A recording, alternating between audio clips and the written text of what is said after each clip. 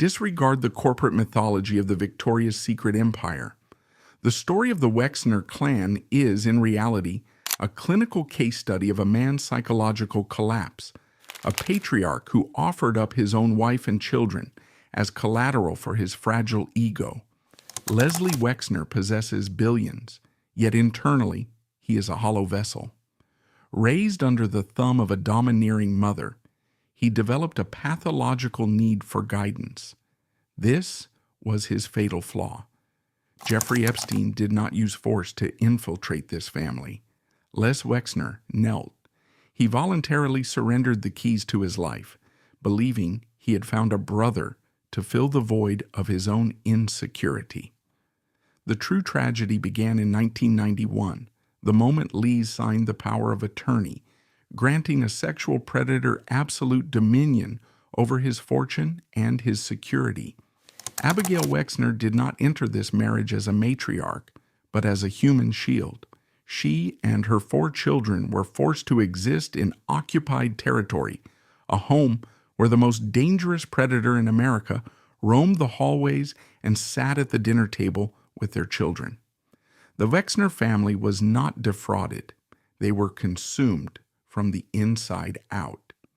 The cost of this betrayal was not financial. It is the permanent, irreversible stain on a bloodline that must now live with a brutal truth. Their father chose to protect a monster rather than his own kin. A lonely billionaire and the predator. The seeds of the catastrophe that would eventually consume the Wexner children were sown decades before their birth, rooted in the suffocating psychological geometry of a Russian Jewish immigrant household in Dayton, Ohio. The family dynamic was defined by a devastating imbalance of power that permanently skewed Les Wexner's understanding of masculinity and authority. Harry Wexner, his father, was a man rendered almost invisible within his own home. Biographers describe Harry as a gentle but defeated figure, a shadow who moved quietly through the rooms, utterly eclipsed by the force of nature that was his wife. He offered his son no template for strength, no shield against the intensity of the matriarch. Harry was a ghost, leaving a vacuum of paternal power that Les would spend the rest of his life trying to fill. Bella Wexner filled that vacuum with the force of a tidal wave. She was not merely a mother, she was the architect of her son's entire existence. A woman of terrifying intellect and unyielding will, Bella managed the finances of the family's original clothing store and managed the psyche of her son with equal rigor. She viewed Les not as a separate individual with his own agency, but as an extension of her own ambition, a vessel she crafted to achieve the status she craved. The psychological umbilical cord between them was never cut. It was merely plated in gold as the family fortune grew. She was his first employer, his fiercest critic, and the sole arbiter of his self-worth. In the forensic history of the dynasty, Bella stands as the gatekeeper who molded Les into a commercial genius, while simultaneously stripping him of the emotional autonomy required to be a complete man. She instilled in him a crippling perfectionism and a deep-seated insecurity, the gnawing belief that he was nothing without her guidance. For the first 5 decades of his life, Les Wexner lived in a state of suspended adolescence. While his peers were marrying, raising families, and forging independent identities, Lee remained the dutiful son tethered to Bella's orbit. He lived a life of gilded isolation, a boy king who could command an empire of thousands, but could not navigate the simplest emotional landscape without a chaperone. Even after he became a billionaire, creating brands that defined the sexual zeitgeist of America, he did not build a life of his own. He built a monument to his loneliness. He constructed a massive estate in Ohio, but for decades, it was an empty stage set. There was no wife to share the master bedroom, no children to run through the halls. There was only Les, surrounded by servants and the looming internalized voice of his mother. This prolonged bachelorhood was a symptom of a profound inability to connect. Les Wexner was the prince in the tower, visible to everyone, but touchable by no one. He was socially awkward, intensely shy, and plagued by the feeling that he was an imposter in his own life. He cultivated an image of sophistication, collecting modern art and listening to classical music, yet he remained an outsider, a man looking through the glass at the world of human intimacy. He possessed the money to buy anything, yet he lacked the cool, the swagger, the dangerous masculinity that he saw in the movies and in the magazines he sold. He was a man made of anxiety and sweaters, a billionaire who felt like a fraud, desperately waiting for someone to unlock the door to the real life he felt he was missing. By the mid-1980s, Les Wexner was a man in deep crisis. He was approaching 50, incredibly wealthy, and utterly alone. The death of his father, Harry, severed one link to the past, but it only intensified the focus of his mother. The psychological profile of Les Wexner at this moment is what forensic psychologists classify as an empty vessel. He was a man with a vast capacity for devotion, but no object to receive it.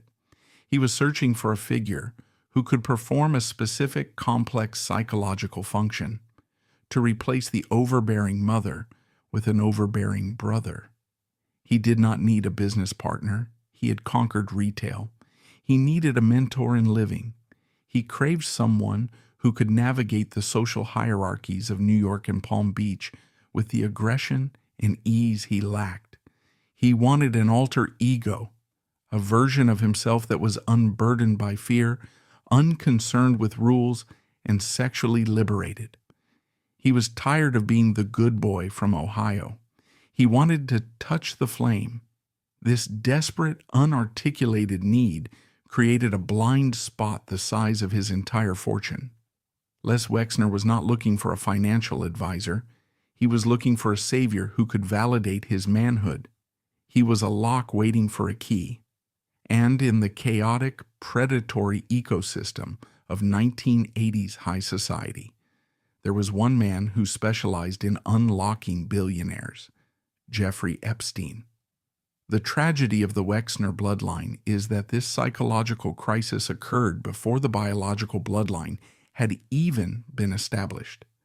Because Les had no wife or children in the 1980s, there was no immune system to protect him. In a healthy family dynasty, a spouse or adult children act as a defensive ring, spotting a grifter like Epstein and expelling him. They ask the hard questions: who is this man? Where does his money come from? Why is he always whispering in father's ear? But Les had no such protectors. He had only sycophants who were on his payroll and a mother who was aging. He was exposed.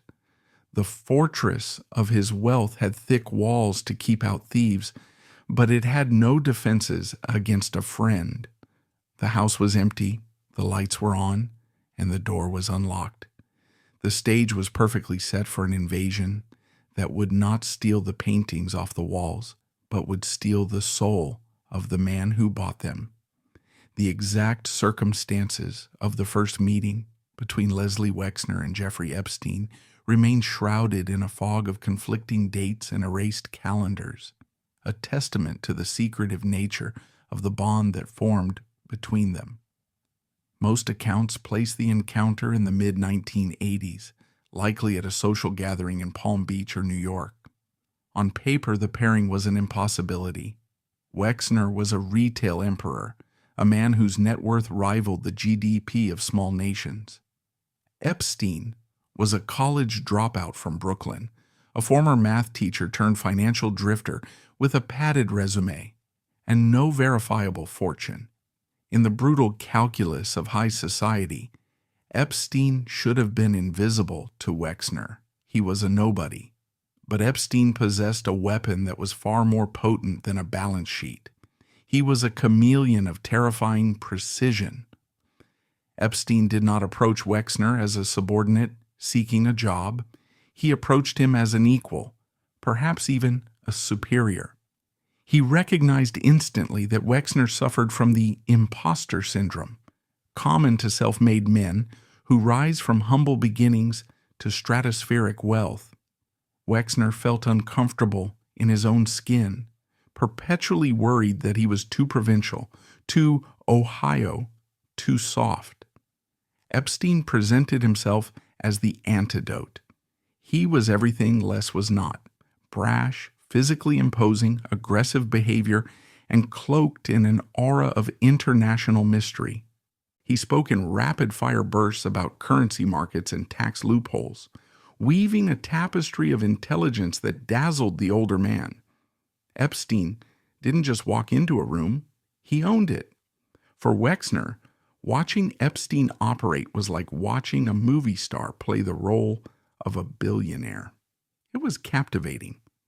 Forensic psychologists describe the technique Epstein employed as mirroring.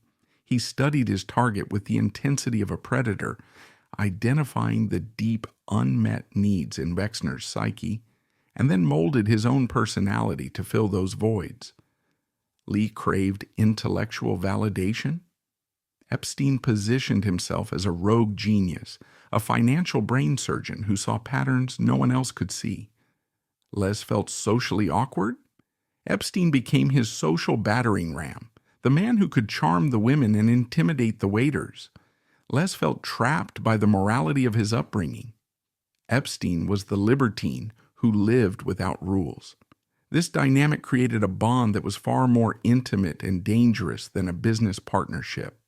It was a symbiotic fusion. Epstein became Les Wexner's dark twin, the personification of the billionaire's repressed ID.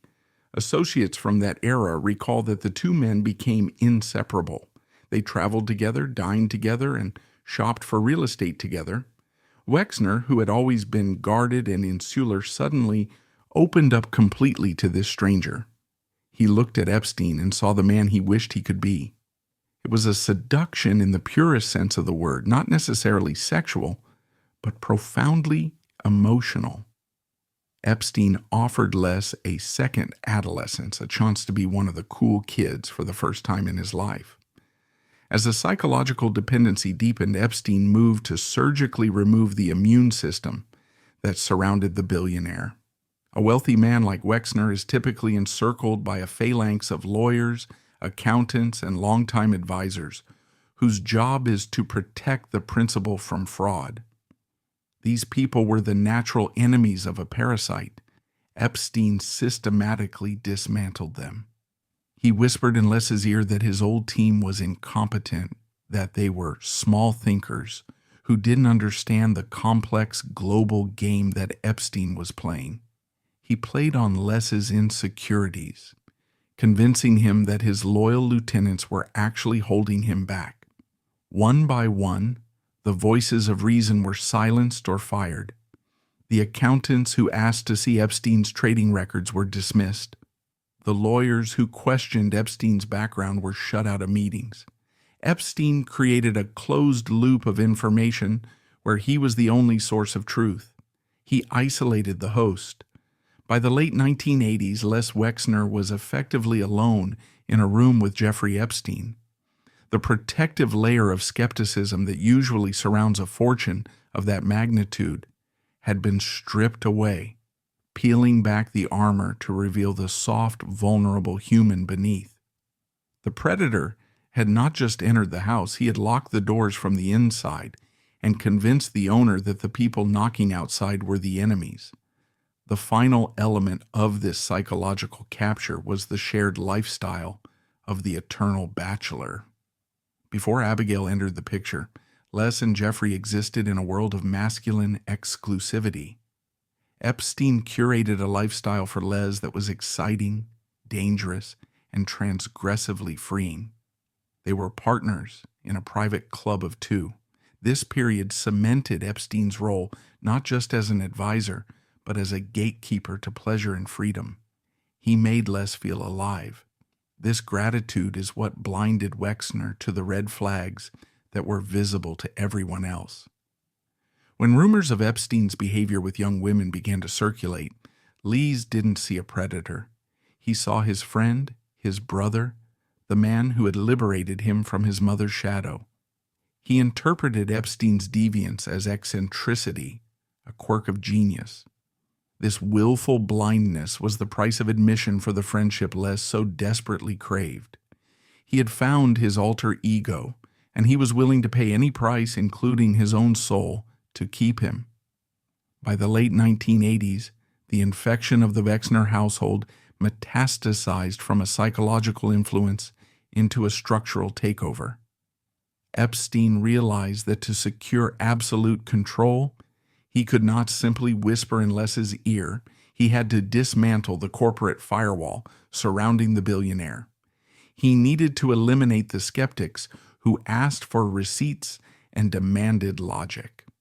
The most brutal casualty of this purge was Robert Murawski, the vice chairman of the Limited and the operational genius who had built the logistical backbone of Wexner's empire.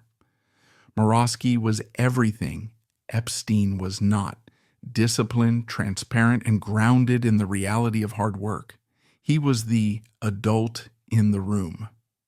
When rumors began to circulate about Epstein's shadowy background and his bizarre influence over Les, Murawski and other senior executives raised flags. They questioned why a man with no credentials was sitting in on high-level strategy meetings. They questioned the logic of the financial schemes Epstein was proposing. Epstein's reaction was swift and lethal. He did not confront Murawski directly. Instead, he worked on Les's insecurities in the quiet of their private dinners. He painted Murawski and the old guard as plotters, as relics of the past, who lacked the vision to understand the future. He convinced Les that his oldest friends were actually jealous of his genius, that they were holding him back from true greatness. In 1987, under Epstein's influence, Robert Murawski, the man who had helped build the fortune, was forced out. It was a shocking decapitation of the corporate leadership. Les Wexner had chosen the mesmerizing stranger over the loyal brother in arms. This betrayal sent a chilling message to everyone else in Wexner's orbit. Question Jeffrey Epstein, and you will die professionally. With the skeptics removed, Epstein moved to fill the vacuum with a new kind of loyalty to him, not to the business. He began to involve himself in the hiring of household staff, security personnel, and even nannies. He effectively constructed a new Praetorian Guard around Les, composed of people who understood that their access to the billionaire was conditional on Epstein's approval. This was a classic cult tactic: isolation through dependency. By controlling who got to see Les, who got to speak to Les, and who got paid by Les, Epstein became the sole filter of reality. By 1990, the transformation was complete. The bustling, chaotic, but honest circle of advisors that had surrounded Les Wexner for decades had been replaced by a silence. The only voice that echoed in the hallways of the New Albany mansion was Jeffrey's. Les was now hermetically sealed inside a bubble of Epstein's creation. He had alienated his business partners, distanced himself from his extended family, and cut ties with the Jewish community leaders who had once been his peers. He was a king with only one subject. This total isolation was the prerequisite for the final act of the tragedy, the signing of the document that would legally hand over the keys to the kingdom. There was no one left in the room to grab Les's hand and say, "Stop."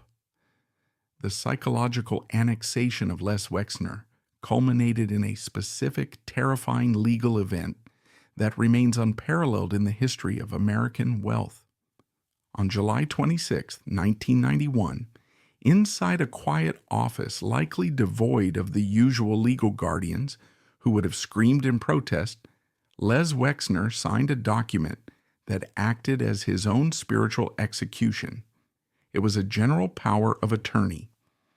In the world of high net worth individuals, Limited powers of attorney are common for specific transactions, but this document was an aberration. It granted Jeffrey Epstein, a man with no degree, no license, and a shadowed past, absolute unrestricted dominion over Les Wexner's entire existence. This piece of paper gave Epstein the legal authority to do anything Les could do: sign checks, buy and sell real estate, hire and fire staff, borrow money, and bind Wexner to contracts. It was not a delegation of duties. It was an abdication of self. By inking his signature, Les Wexner effectively erased his own agency and appointed Epstein as his proxy in the physical world. It was a legal fusion of identities. The patriarch had voluntarily handed the keys to the kingdom, the fortune built by his mother's grit and his own 50 years of labor, to a predator who viewed the family merely as a host to be drained. The most visceral symbol of this surrender was the transfer of the Herbert N. Strauss house. This 21,000 square foot limestone mansion at 9 East 71st Street in Manhattan was the crown jewel of Wexner's real estate portfolio, a property of immense historical significance and value. Les had spent years and millions of dollars renovating it, intending it to be his legacy home, the place where he would perhaps raise a family, yet he never moved in. Instead, in a transaction that baffled real estate experts and terrified his remaining friends, the rights to the mansion were transferred to entities controlled by Epstein. While money technically changed hands on paper, the forensic reality was that Les effectively gave the house to Epstein. The predator moved in, taking over the master bedroom that was meant for Les. He filled the house with his art, his surveillance cameras, and his network of young victims. The house that was supposed to be the Wexner family's ancestral seat in New York became the headquarters of an international human trafficking ring. This was not just a loss of property. It was a profound violation of the family's domestic sanctity. Les had built the nest and the cuckoo had taken it. The signing of the power of attorney in 1991 marks the moment of Les Wexner's spiritual death. From that day forward, he was a passenger in his own life. Epstein used his new power to infiltrate every corner of the Wexner world. He set up the trusts. He managed the philanthropic foundations. He became the gatekeeper to Les's private life. This usurpation meant that the Wexner bloodline was compromised before it even technically existed. When Les would later marry and have children, they would be born into a system already rigged by a monster. Their inheritance was managed by him, their security was hired by him, their father was owned by him. The Soul Contract of 1991 ensured that the Wexner family would never truly be alone. The shadow of Jeffrey Epstein was already cast over the nursery of the children who were yet to be born, a dark inheritance waiting to claim its price in trauma and shame. The patriarch had sold the safety of his future kin for the friendship of a ghoul, a marriage of three, Les Abigail and Jeffrey Epstein. By late 1991, Leslie Wexner was approaching a demographic cliff that threatened the very legitimacy of the dynasty he was trying to build. He was 54 years old, the wealthiest man in Ohio, and the creator of a brand, Victoria's Secret, that was redefining female sexuality for the masses. Yet his own private life was a vacuum of intimacy that had begun to draw whispers. For decades, he had lived as a confirmed bachelor, deeply enmeshed in a codependent relationship with his mother Bella, and more recently, in an intense, all-consuming bond with Jeffrey Epstein. The optics were becoming a liability. In the conservative social circles of the Midwest, a billionaire without a wife or heir is viewed with suspicion. Rumors regarding Wexner's sexuality and the true nature of his relationship with the mysterious financial advisor from New York were beginning to circulate, threatening to crack the carefully polished veneer of the merchant prince. Forensic biographers argue that the decision to marry was not driven by a sudden lightning strike of romance, but by a cold dynastic necessity. Wexner was in the process of building his magnum opus, New Albany, a sprawling utopian community in Ohio designed to look like a Georgian English village. He was building a fiefdom, and a fiefdom requires a queen and heirs. The bachelor king needed a wife to complete the set. But unlike a normal courtship, where two people find each other in the chaos of life, this search was conducted under the watchful, predatory eye of the man who held the keys to Les's soul, Jeffrey Epstein. The tragedy of the future Mrs. Wexner began here, before she even met her husband. She was not walking into a romance. She was walking into a recruitment process for a role that had been defined, vetted, and approved by a sex trafficker. The introduction of Abigail Koppel to the inner circle was a masterclass in triangulation. Abigail was 30 years old, a highly intelligent corporate lawyer practicing in London and New York. She was polished, attractive, and possessed the sharp legal mind that Les admired. But to enter Les's life, she first had to pass through the Epstein filter. Sources close to the trio during this period describe a disturbing dynamic where Epstein acted almost as a protective older brother or a jealous gatekeeper. He was the one who managed Les's schedule. He was the one who advised Les on character judgments. It is a psychological horror unique to this family. The predator helps select the prey. Epstein likely viewed Abigail not as a threat to his dominance, but as a necessary prop, a beard of sorts, or a legitimizing figure who would distract the public from the bizarre intensity of the Le Jeffrey bond. He needed someone who could play the part of the society wife perfectly, someone who would busy herself with philanthropy and horses, leaving the darker financial and personal machinations to the men. Abigail passed the test. She was deemed safe. She was allowed to enter the bubble. But she was entering a relationship where the emotional intimacy was already hoarded by another man. She was the third wheel in her own courtship. The wedding ceremony took place at Wexner's estate in New Albany, amidst a winter snowstorm. It was the social event of the decade in Ohio, a coronation of the new power couple. Yet the invisible architecture of the event was defined by the presence of the alter ego. While Les stood at the altar waiting for his bride, his mind and his fortune were legally tethered to Jeffrey Epstein. Just months prior, Les had effectively signed away his financial soul to another master. This context transforms the wedding from a celebration into a tragedy of dramatic irony. Abigail Koppel walked down the aisle to pledge her life to a man who had already pledged his life to someone else.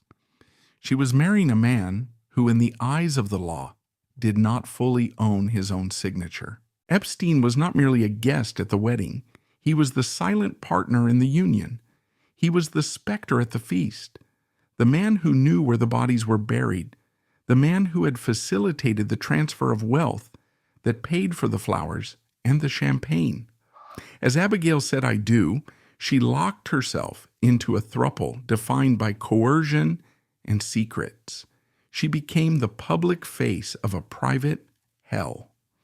The most perplexing aspect of this union is Abigail's own agency. She was not a naive debutante. She was a trained lawyer. How did she miss the red flags? The answer lies in the sophistication of the manipulation. Epstein and Les presented a united front of genius. Epstein was framed not as a grifter, but as a financial savant, an eccentric wizard who relieved Les of the burden of money management. Abigail was likely seduced by the sheer scale of the life Les offered, the private jets, the estates, the limitless philanthropic budget. However, almost immediately she found herself in a golden cage. The domestic sphere she was supposed to rule was porous. Epstein had the run of the house. He had the ear of the husband. He influenced the staffing. Abigail found herself in a marriage where she had to compete for her husband's attention, not with another woman, but with a man who held a psychological grip on Les that she could not break. She became the manager of the facade. Her job was to normalize Les, to soften his edges, to present a picture of domestic bliss to the world, while behind the scenes the predator continued to siphon off the family wealth and use the family name to cloak his crimes. She had traded her legal career for a life where the law did not apply, trapped in a mansion where the locks were controlled by a monster. Between 1993 and the late 1990s, the Wexner household underwent a profound transformation. Abigail gave birth to 4 children: Harry, Hannah, David, and Sarah. To the outside world, the arrival of these heirs completed the portrait of the American dream. Les Wexner, the merchant prince, finally had his dynasty. The New Albany estate, once a sterile monument to a bachelor's ego, was filled with the sounds of crying babies, ponies, and the chaotic joy of childhood. But in the forensic reality of the family finances, these children were born into occupied territory. From the moment they drew their first breath, the Wexner children were entangled in a legal and financial web spun by Jeffrey Epstein.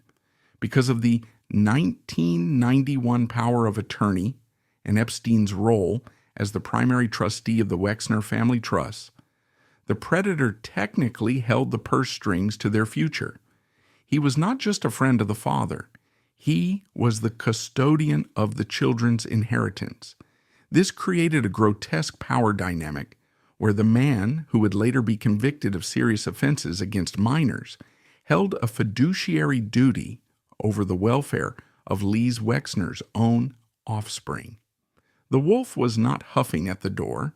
He was holding the deed to the house. The proximity of Jeffrey Epstein to the Wexner children was not metaphorical. It was physical and terrifyingly intimate. On the sprawling grounds of the Wexner estate in New Albany, a compound designed to be the safest place in Ohio, Epstein was given his own residence. He frequently stayed in the guest house, located just a stone's throw from the main mansion where the children slept. He was a fixture in their lives, a man who came and went without security checks, a man who had the run of the grounds. Former staff members and associates have described Epstein's presence during these years as ubiquitous. He was treated as a member of the family, a weird uncle figure who sat at the dinner table, offered unsolicited advice on parenting, and critiqued the children's development.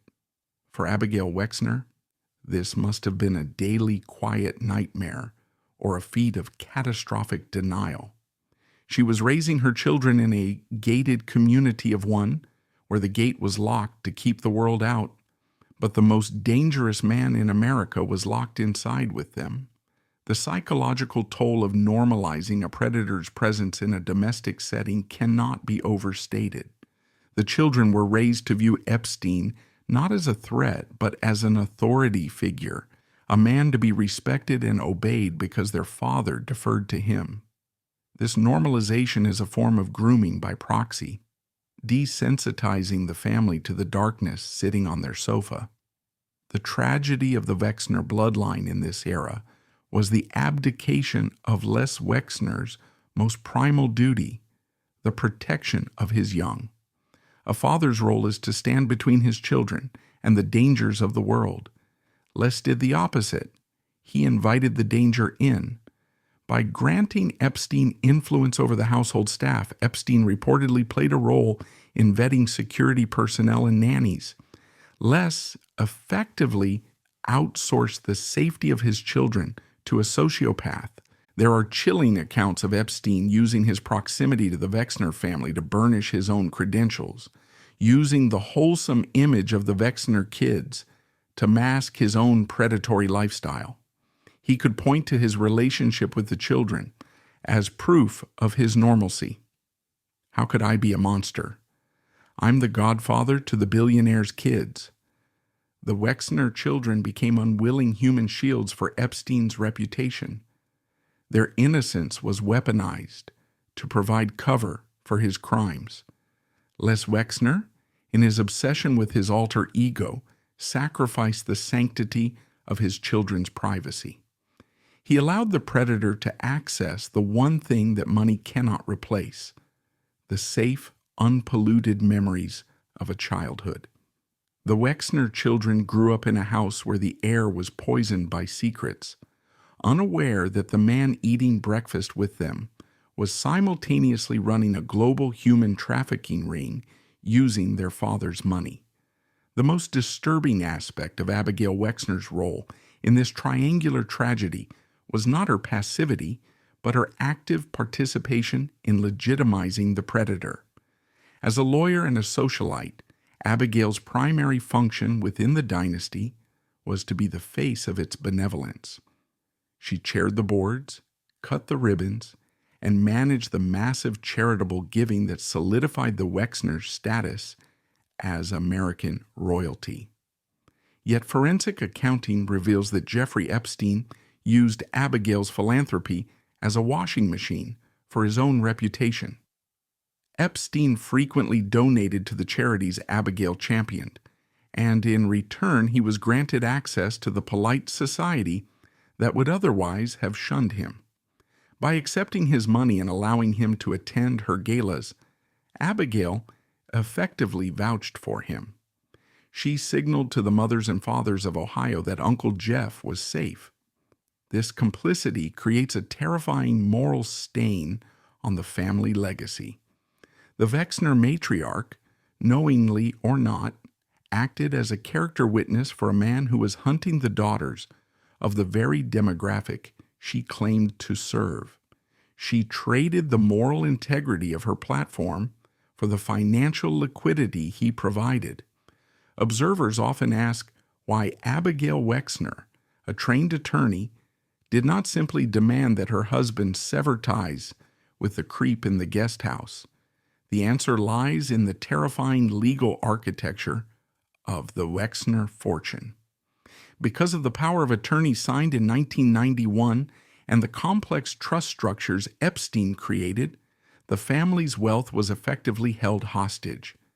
Epstein had constructed a financial maze so dense that untangling it would require years of litigation and could potentially expose the family to financial ruin or public scandal. Abigail was wearing golden handcuffs of the heaviest caliber. Her lifestyle, the horses, the estates, the private jets, the security for her children, was funded by a spigot that Epstein controlled. To challenge him was to challenge the flow of money. To divorce Les would have been to divorce a man whose assets were legally intertwined with a sociopath. She was a prisoner of the luxury she inhabited. The tragedy of Abigail Wexner is the tragedy of the deal with the devil.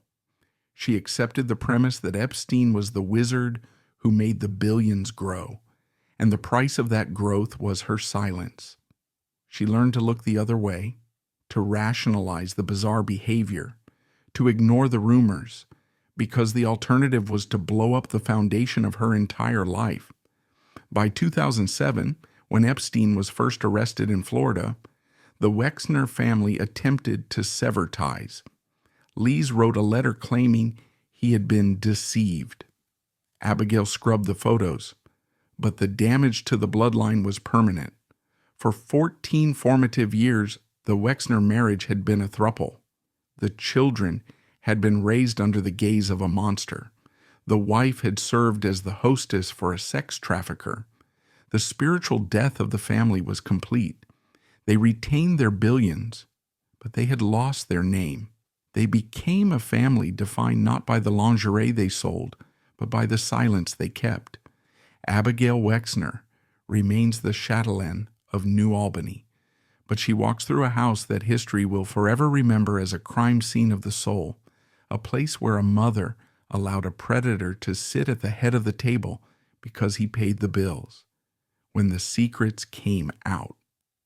On July 6, 2019, The private jet carrying Jeffrey Epstein touched down at Teterboro Airport in New Jersey, where FBI agents were waiting to arrest him on federal human trafficking charges. For the world, this was the beginning of a sensational news cycle. For the Wexner family, sequestered in their fortress in New Albany, Ohio, it was the detonation of a dirty bomb inside their living room.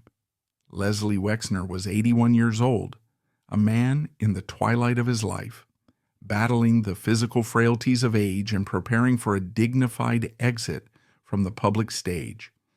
He believed that he had successfully buried the Epstein problem 12 years earlier, in 2008, when he severed ties following Epstein's first lenient conviction.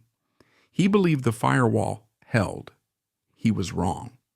The 2019 indictment did not just target Epstein, it effectively indicted the source of his power. Within hours of the arrest, the global media narrative shifted from "Who is Jeffrey Epstein?"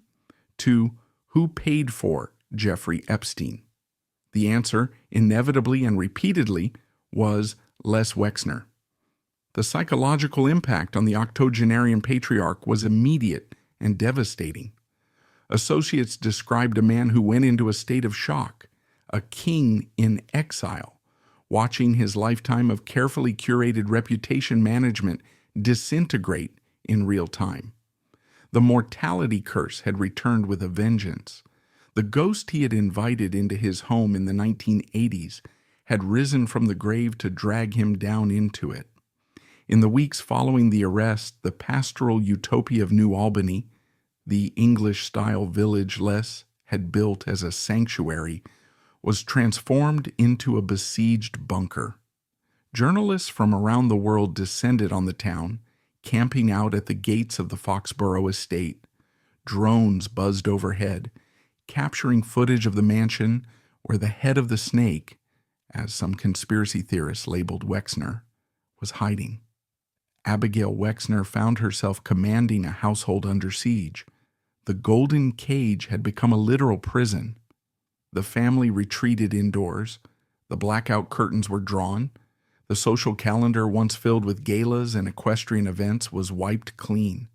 The first family of Ohio became invisible.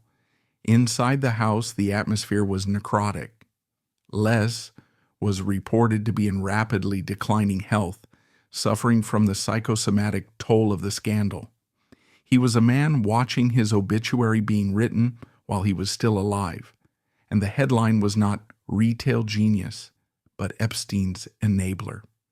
The walls he had built to keep the world out were now keeping the horror in. The family was trapped with the consequences of the patriarch's sin, isolated in a luxury that felt increasingly like a mausoleum. The sudden physical and mental disintegration of Les Wexner in 2020 was not merely a reaction to legal pressure, it was a structural failure of his own ego. For 30 years, Jeffrey Epstein had served a singular, vital function for the billionaire. He was the mirror. He was the daily reinforcement that Les was a genius, a visionary, a man operating on a plane of existence far above the laws of ordinary mortals. Epstein had validated Les's every insecurity, convincing him that their bond was one of intellectual equals, two titans looking down on the world. The revelations of 2019 did not just break the law, they broke the mirror. As the depth of Epstein's deception became undeniable, that the financial wizard was likely a Mossad-linked asset or simply a high-level grifter who viewed Lees as a whale to be harpooned, Les Wexner suffered a catastrophic narcissistic stroke. The humiliation was absolute. He was forced to confront the reality that his best friend, the man he had trusted with his soul and his fortune, had likely never loved him. He had been played. The alter ego he idolized was a phantom. This realization inflicted a specific kind of spiritual injury that is often fatal to the psyche of powerful men. Sources close to the family described a rapid, terrifying shift in Les's demeanor during this period. The sharp, micromanaging intellect that had built Victoria's Secret evaporated, replaced by a fog of confusion and withdrawal. He was not just hiding from the FBI, he was hiding from the shame of his own gullibility. He had traded his reputation for a friendship that was a lie.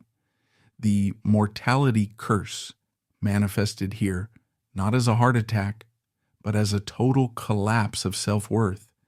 He became a man haunting his own hallways, muttering about betrayal, a King Lear wandering the heath of New Albany while the storm raged outside. The tragedy of the bloodline was compounded by the forced severance of Les's primary emotional tether, his company.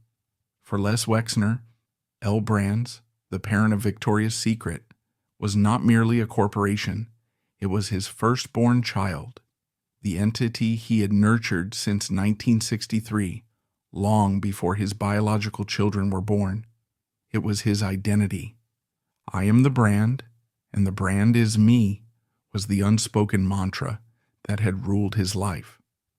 In early 2020, as the Epstein scandal metastasized, the immune system of Wall Street finally rejected him. The board of directors, once filled with loyalists who owed their careers to Les, turned on him. The stock price was tanking, not because of poor sales, but because the CEO's name was radioactive. The pressure was brutal and intimate. It was a corporate regicide. Lee was effectively told that to save the child, the company, the father had to die. Stepping down as CEO and chairman was a form of patricide. When he signed the papers to surrender control, he severed the last link to his relevance. He was no longer Les Wexner, the merchant prince. He was just a wealthy old man with a dirty secret. He returned to the New Albany estate not as a conqueror retiring to his palace, but as a deposed despot sent into exile. The psychological toll on Abigail and the children was palpable. They were now locked in the house with a man who had lost his purpose. They watched the patriarch shrivel. The dynamic shifted from reverence to pity and perhaps to a quiet, simmering resentment. He had stayed too long at the party, and now he was burning the house down on his way out. During this exile, whispers began to circulate in Ohio society and legal circles about Les Wexner's cognitive health. Reports emerged of neurocognitive issues, severe memory lapses, and a general frailty that seemed to accelerate by the week. To the cynics and the lawyers representing Epstein's victims, this was a convenient shield, a classic defense strategy to avoid testifying in the looming lawsuits. If he can't remember, he can't be deposed. However, to those observing the family dynamic from the inside, the decline appeared genuinely psychosomatic.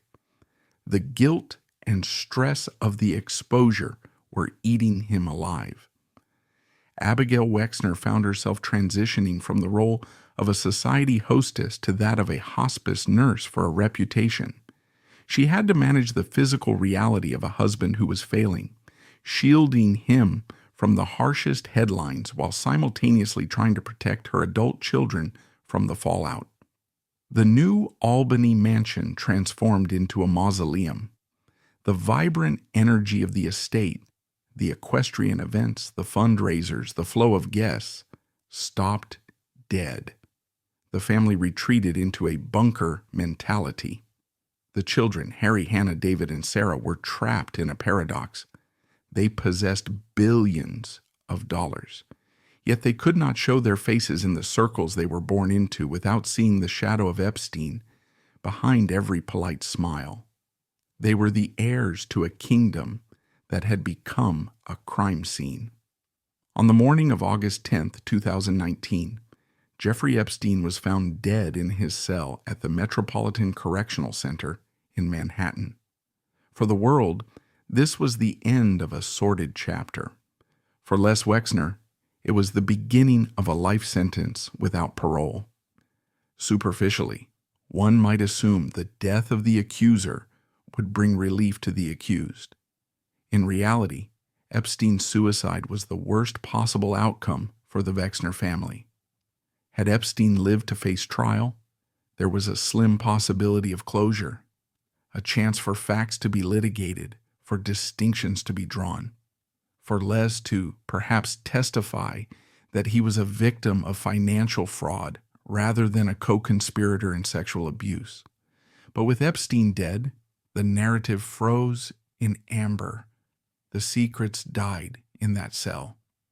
Les Wexner was denied the opportunity for exoneration. He was left holding the bag for a dead man's crimes, eternally linked to a monster who could no longer speak. In the court of public opinion, the silence of the grave was interpreted as an admission of guilt. The ghost of Epstein became more powerful than the living man, hanging over New Albany like a permanent storm cloud that no PR strategy could disperse. Following the death, the social immune system of the elite began to attack the Wexner organism. The name Wexner, which for decades had been synonymous with generosity, medicine, and art, became a glyph of shame. At Ohio State University and Harvard, where Les and Abigail had donated millions, students and faculty demanded the removal of their name from buildings. The Wexner Center for the Arts, once a jewel of their legacy, became a site of protest. This erasure hit the family at its most vulnerable point, their pride. The Wexner children, raised to believe their surname was a ticket to respect, watched as it became a liability. They were witnessing the real-time demolition of their heritage. The mortality curse here was not physical death, but social death. The family retained their billions, but their social capital, the currency that truly matters to the ultra-wealthy, was demonetized. They were wealthy pariahs, forced to retreat further into the physical isolation of their estate, cut off from the community they had built. Today, Leslie Wexner exists as a specter in his own life. The merchant prince who reshaped the American mall is now a recluse, rarely seen outside the gates of his New Albany fortress. The tragedy of his final act is absolute. He is a man who spent 50 years building a monument to his own greatness, only to have it defaced by the one person he allowed inside the ropes. Abigail Wexner remains the warden of this luxurious prison, managing the silence, protecting the frail patriarch, and holding together a family that is inextricably bound by trauma. They are trapped in a haunted house of their own making. The guest house where Uncle Jeff stayed is empty, but his presence fills every room. The lesson of the Wexner dynasty is a brutal one. You can buy silence, you can buy security, and you can buy the law, but you cannot buy your way out of the shadow of the devil once you have invited him in for dinner. The legacy is sealed. History will not remember Les Wexner for the bras he sold, but for the soul he sold. 4 heirs left to clean up a tainted legacy. The true victims of the Wexner curse are not the parents who made the deals, but the 4 children, Harry, Hannah, David, and Sarah, who must now navigate the world carrying a surname that has been transmuted from gold into lead. In the aristocratic circles of New York, London, and Palm Beach, the name Wexner once opened every door. It signified retail royalty, vast philanthropy, and impeccable connections. Today, it signifies something else entirely. It acts as a conversation stopper, a trigger for awkward silences. To understand their burden, one must look at the silence inside the home. The most haunting image of the family's collapse is the dinner table in 2020. There sat Les, the broken king, physically present but spiritually absent, perhaps struggling to recall the details of the past, or perhaps willfully suppressing them. Across from him sat Abigail, the manager of the ruins, maintaining the facade of normalcy. And around them sat the 4 heirs, the children, who had called a sex trafficker Uncle Jeff, now fully aware of what that meant. The silence at that table was heavy with unasked questions. Dad, did you know? Mom, why did you let him stay in the guest house? But in the Wexner dynasty, as in the time of Bella, silence was the currency of survival. They did not confront the patriarch, they protected him. They circled the wagons, but the bond of trust was shattered. The children were no longer looking at a father, they were looking at a liability. The legacy had shifted from building an empire to surviving the shame. The curse was complete.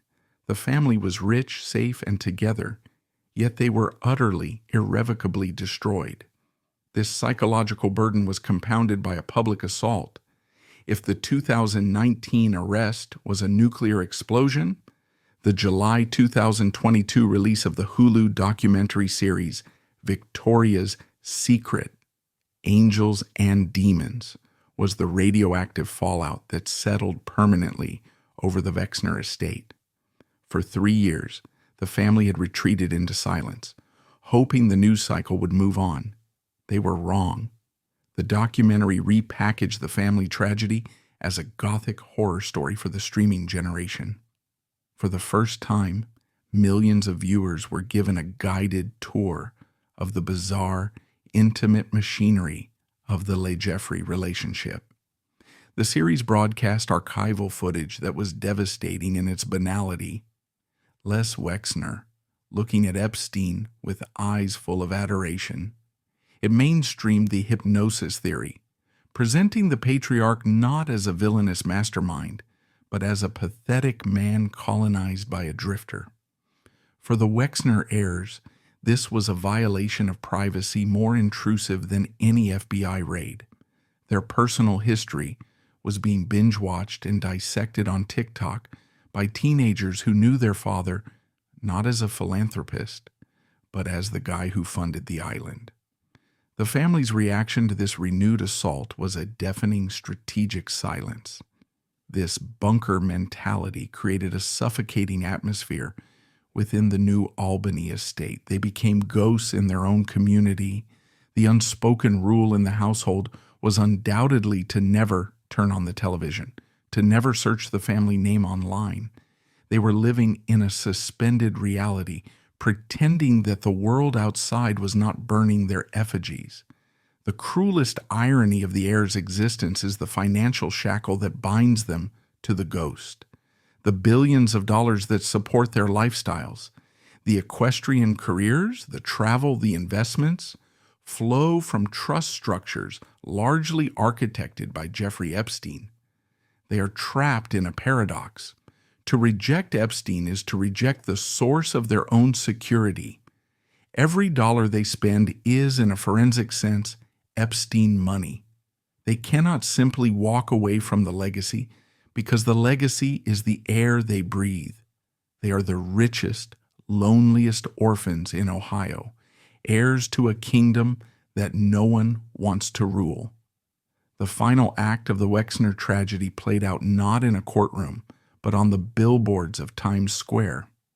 In 2021, L Brands, now separated from Wexner, launched a desperate campaign to save Victoria's Secret.